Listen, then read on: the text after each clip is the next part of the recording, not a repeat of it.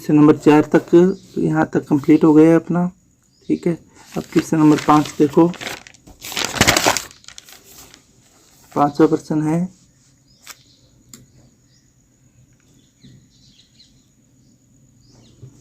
निम्नलिखित को उदाहरण देकर समझाइए। निम्नलिखित को उदाहरण देकर समझाइए। ठीक है, कौन कौन सी अभिक्रियाएं हैं? विस्थापन अभिक्रिया, उदासीनीकरण अभिक्रिया और रेडॉक्स अभिक्रिया। ठीक है, उदासीनीकरण अभिक्रिया,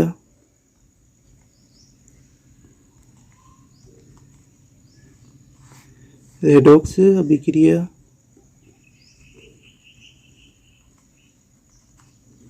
ठीक है, इन अभिक्रियाओं को उदाहरण देकर समझाना है। तो ये क्वेश्चन है, 5 से आगे वाले जितने भी ये क्वेश्चन आपको अपने आप करने हैं। ठीक है, ये आपका होमवर्क है। इन क्वेश्चनों को करके अपने आप देखना है, इनका आंसर अपने आप लिखना है।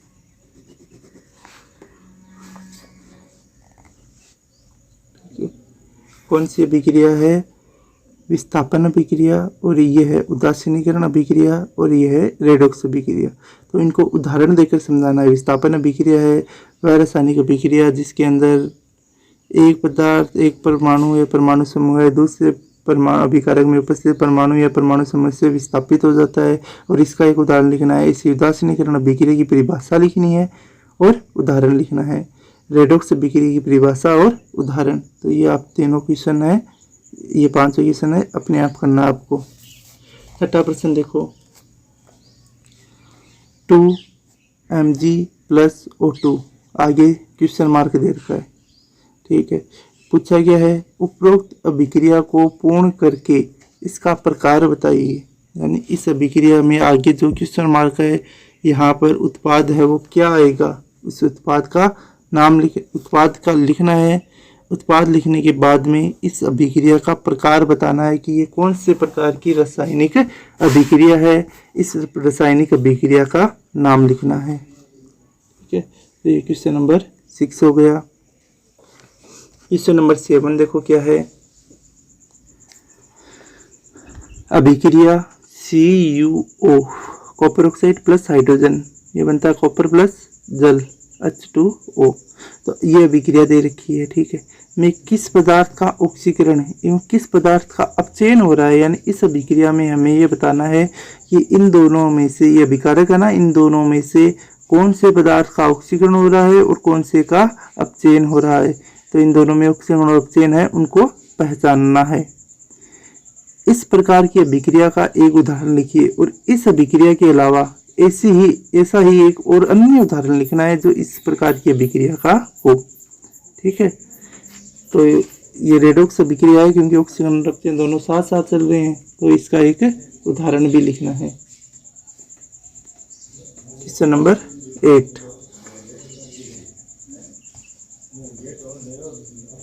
8वां प्रश्न देखो, उत्क्रमणीय अभिक्रिया किसे कहते हैं। 8वें प्रश्न के अंदर हमें उत्क्रमणीय अभिक्रिया है, तो उस उत्क्रमणीय अभिक्रिया की परिभाषा लिखनी है। ठीक है, उत्क्रमणीय अभिक्रिया किसे कहते हैं। तो उत्क्रमणीय अभिक्रिया की परिभाषा हो गई। बी के अंदर क्या पूछा है, निम्न अभिक्रियाओं में ए को पहचानिए। यानी नीचे जो अभिक्रियाएं दे रखी है 2, इसमें इन अभिक्रियाओं में जहां पर ए लिखा हुआ है, यानी ये ए, इस ए को पहचानना है और इसको पहचान कर इसका नाम लिखना है, अभिक्रिया को पूर्ण करना है। ठीक है, यहाँ पर ए दे सकते हैं, एक्स दे सकते हैं, या कोई भी क्वेश्चन मार्क है वो दे सकते हैं एक ही जगह पर। तो ऐसी अभिक्रियाओं को पहचान कर इसमें क्या आएगा वो हमें लिखना है। तो अभिक्रिया क्या है ये देखो, Zn zinc plus CuSO4 A plus Cu, यानी अब इस अभिक्रिया में देखना है कि उत्पाद कौन कौन से बनने हैं। ठीक है, तो इस एक ही जगह क्या आएगा वो लिखना है। सेकंड में है Na2SO4 प्लस BaCl2 A2NaCl, तो यहाँ पर क्या बनेगा, क्या कौन सा पदार्थ आएगा वो लिखना है। ठीक है, तो ये क्वेश्चन नंबर हो गया 8। क्वेश्चन नंबर 9th क्वेश्चन देखो, निम्न समीकरणों में x, y व z को पहचानिए। जो नीचे समीकरण लिखी हुई है, इन समीकरणों के अंदर हमें x, y और z है, इन तीनों को पहचानना है। यानी क्या बने, x, y और z है, इनकी जगह पर कौन सा तत्व है, तत्व यौगिक है, कोई भी परमाणु है या परमाणु का समूह है, वो क्या आएगा उसका नाम लिखना है। समीकरण क्या है देखो,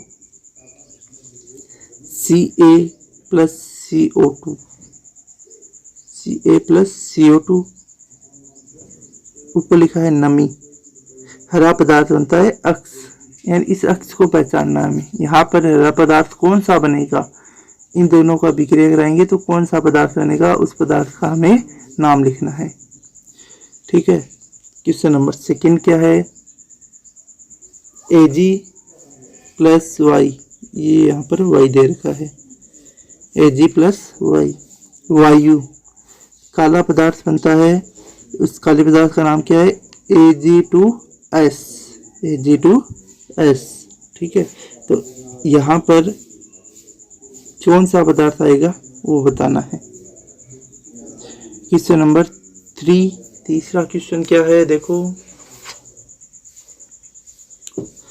2FeSO4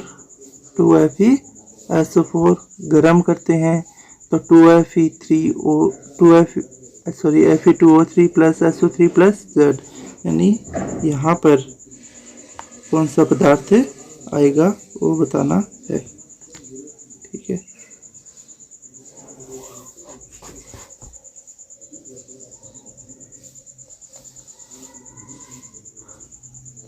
क्वेश्चन नंबर 10, क्लोरोफॉर्म में कुछ मात्रा में एथिल एल्कोहल मिलाकर क्यों रखते हैं। 10वां प्रश्न है। 10वां प्रश्न क्या है कि क्लोरोफॉर्म है, इस क्लोरोफॉर्म के अंदर कुछ मात्रा में एल्कोहल मिलाकर क्यों रखते हैं, इसका कारण बताना है। ठीक है, क्लोरोफॉर्म के अंदर कुछ मात्रा में जो एथिल एल्कोहल है वो मिलाकर क्यों रखा जाता है, इसका कारण बताना है। और कारण बताते हुए आप इसकी रासायनिक समीकरण है वो भी लिख सकते हो।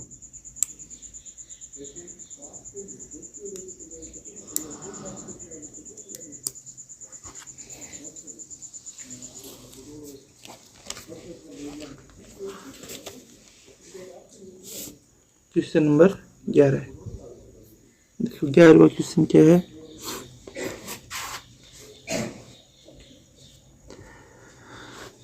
क्या निम्न अभिक्रियाएं संभव है, कारण सहित बताइए। ये 2 अभिक्रियाएं दे रखी है, Cu plus ZnSO4 CuSO4 plus Zn, और दूसरी है Fe plus CuSO4 FeSO4 plus Cu। तो इन दोनों अभिक्रियाओं में हमें ये बताना है कि क्या ये अभिक्रियाएं संभव हो सकती है। ठीक है, अगर जैसे पहली है, अगर ये संभव है तो क्यों है, इसका कारण लिखना है। अगर नहीं है कि ये संभव, हम क्या लिखेंगे, जैसे ये अभिक्रिया लिखी, ये अभिक्रिया संभव नहीं है, क्यों नहीं है, क्योंकि इसका कारण क्या होगा, वो कारण आपको लिखना है। ठीक है, ऐसे ही अगली वाली अभिक्रिया है, ये अभिक्रिया संभव है या नहीं है, पहले तो ये लिखना है कि ये अभिक्रिया संभव है या ये अभिक्रिया संभव नहीं है। कोई भी दोनों में से एक चीज हो जाएगी। अगर संभव है तो इसका कारण, और संभव नहीं है तो उसका कारण लिखना है। ठीक है, तो ये क्वेश्चन नंबर 11 हो गया। क्वेश्चन नंबर 12 है। 12वां प्रश्न देखो, उत्क्रमणीय एवं अनुत्क्रमणीय अभिक्रिया में अंतर लिखिए। यानी उत्क्रमणीय और अनुत्क्रमणीय अभिक्रियाएं हैं, इन अभिक्रियाओं में अंतर लिखना है। उत्क्रमणीय और अनुत्क्रमणीय अभिक्रियाओं में अंतर, तो ये आप इस क्वेश्चन का आंसर एक सारणी बनाकर लिखोगे। ठीक है, एक तरफ उत्क्रमणीय और एक तरफ अनुत्क्रमणीय, और इनमें पॉइंट वाइज एक एक अंतर लिखते जाना है। ठीक है, तो उत्क्रमणीय और अनुत्क्रमणीय अभिक्रियाओं में अंतर, ये क्वेश्चन नंबर कौन सा है, 12 है। ठीक है, क्वेश्चन नंबर 13वां क्वेश्चन देखो, निम्नलिखित अभिक्रिया को संतुलित करके उनके प्रकार बताइए। इन अभिक्रियाओं को संतुलित करना है। ये असंतुलित दे रखी है अभिक्रिया। असंतुलित का मतलब क्या होता है कि ये जो परमाणु है या परमाणु इनके अंदर जैसे कार्बन, हाइड्रोजन, क्लोरीन, इनकी संख्या है दोनों तरफ वो एक समान करनी है, संतुलित करना है। ये असंतुलित है। जैसे यहाँ पर कार्बन 1 है, इधर भी 1 है, लेकिन यहाँ पर हाइड्रोजन कितने हैं? 4, यहाँ पर है 3, तो यहाँ 4 है, यहाँ 3 है, इनको संतुलित, यहाँ पर 4 है, ठीक है। Cl2 इनको संतुलित करके लिखना है।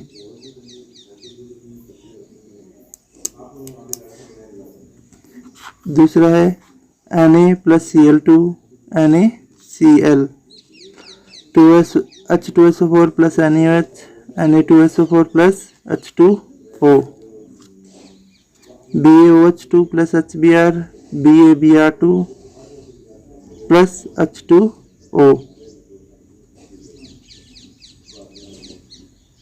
BaCl2 प्लस Al2SO4 की ऑल्थराइज, AlCl3 प्लस BaSO4। तो ये क्वेश्चन नंबर 13 हो गया। क्वेश्चन नंबर 14 है, ऑक्सीकरण एवं अपचयन अभिक्रिया में अंतर। ऑक्सीकरण और अपचयन अभिक्रिया में अंतर, तो इन दोनों की अलग अलग परिभाषा पढ़ी थी हमने। ऑक्सीजन के जुड़ संयोजन और वियोजन के आधार पर, हाइड्रोजन के संयोजन और वियोजन के आधार पर, विद्युत धनी तत्व के संयोजन और वियोजन के आधार पर, विद्युत ऋणी तत्व के संयोजन और वियोजन के आधार पर, और इलेक्ट्रॉन के आदान प्रदान के आधार पर। तो वैसे ही क्वेश्चन करना है, सारणी बनानी है। पहले ऑक्सीजन के संयोजन और वियोजन के आधार पर दोनों में अंतर आ जाएगा। 2 नंबर पॉइंट में हाइड्रोजन के संयोजन और वियोजन के आधार पर, 3 नंबर विद्युत धनी तत्व के संयोजन और वियोजन के आधार पर, 4 नंबर विद्युत ऋणी तत्व के संयोजन और वियोजन के आधार पर, और 5 नंबर है इलेक्ट्रॉन के आदान प्रदान के आधार पर ऑक्सीजन और अपचयन की परिभाषा। तो ये 5 अंतर है वो आपको इस क्वेश्चन के अंदर लिखने हैं, ठीक है। लास्ट क्वेश्चन है, रासायनिक समीकरण को किस प्रकार संतुलित किया जाता है, समझाइए। रासायनिक समीकरण है, इसको किस प्रकार संतुलित करते हैं, उसके पूरे चरण हैं वो लिखने हैं। रासायनिक अभिक्रिया को संतुलित करने के विभिन्न जो चरण हैं उन चरणों को समझाना है, ठीक है। तो ये आपका क्वेश्चन है 1 से 4 तक के क्वेश्चन मैंने आपको करवाए थे, किस प्रकार से आपको आंसर लिखना बताए थे। 5 से लेकर जो 15 तक के क्वेश्चन है, इन प्रश्नों के उत्तर आपको अपने आप करने हैं।